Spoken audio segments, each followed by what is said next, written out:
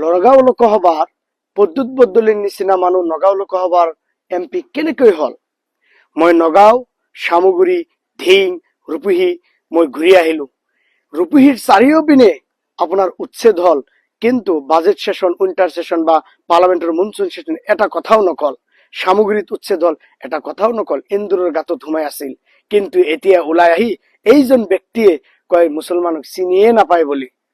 এটা আচৰিত বিষয়।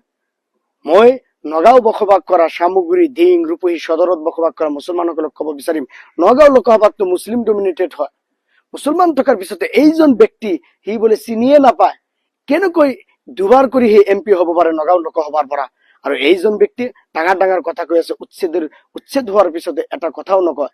বাজেট সেশনতো কোৱা নাই, উইন্টাৰ সেশন, মনসুন সেশনতো কোৱা নাই এইজন ব্যক্তি।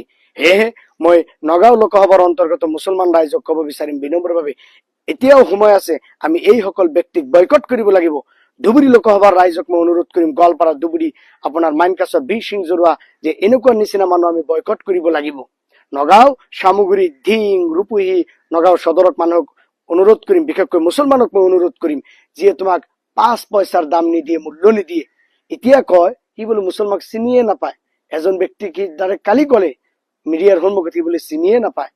এনেকুৱা মানুহ মুছলমানে আমি চিৰ জীৱন ভাৰতবৰ্ষৰ পৰা 80 বছৰ হৈ গৈছে ভোট দি MLA বনাই আছো, MP বনাই আছো, আৰু আমাক লৈ ৰাজনীতি কৰি আছে, আৰু আমাকেই ই চিনি নাপায়। সেয়েহে মই নগাঁও লোকসভাৰ অন্তৰ্গত ৰূপহী, ধিং, সামগ্ৰী, নগাঁও সদৰ বিনম্ৰভাৱে অনুৰোধ কৰিম, মুছলমানক তুমি এতিয়া সময় হ'ল, তুমি সজাগ হ'বই লাগিব, তোমাৰ চকু তুমি খুলিবই লাগিব, আৰু এইসকল ব্যক্তিক তুমি বয়কট কৰিব লাগিব। নিজৰ ৰাজহাৰ নিজে থিয় কৰি নিজে জীয়াই থকা শিকিব লাগিব মুছলমানে। ভাৰত সংবিধান তোমাকে অধিকাৰ দিছে, জীয়াই থাকিবলৈ হলে কেনেকৈ ভাৰতত চলিব লাগিব। Article 19, 21 right to life with dignity তোমাক শিকাই গৈছে। মানুহৰ তলতলীয়া গোলাম হলে নহব, তুমি নিজৰ ভৰিত নিজে থিয় হব লাগিব। ভাৰতৰ সংবিধানে বাবা চাহেব আম্বেদকাৰ আমাক শিকাই থৈ গৈছে। সেয়েহে নগাঁও লোকসভাৰ অন্তৰ্গত ব্যক্তিসকলক বিনম্ৰভাৱে অনুৰোধ কৰিম, এইজন মানিয়া ৰাজহাৰ নোহোৱা ব্যক্তিক, মুছলমানক চিনি নাপাই, তাক বয়কট কৰিব লাগে, যাতে কোনো গাঁৱতে যাতে সোমাব নোৱাৰে, আৰু আনেৱালা ইলেকশ্যনতো যাতে কেম্পেইন কৰিব নোৱাৰে। এনেকুৱা ব্যক্তি যে মুছলমানৰ ভোট লৈ কয় যে মুছলমানকে চিনি নাপায়, মুছলমানক বুলি চিনিয়ে নাপায়। মই কালি প্ৰেছ মিট শুনিলো, ইমান বেয়া লাগিছে। সেয়েহে নগাঁও লোকসভাৰ অন্তৰ্গত নগাঁও সদৰ, ৰূপহী, ধিং আৰু সামগ্ৰী বাসীক অনুৰোধ কৰিম, এই ব্যক্তিক আপোনাৰ বয়কট কৰিব লাগে, আৰু মুছলমান ৰাইজে তাক বয়কট কৰিব, কোনো গাঁৱতে যাতে সোমাব নোৱাৰে এইজন ব্যক্তি।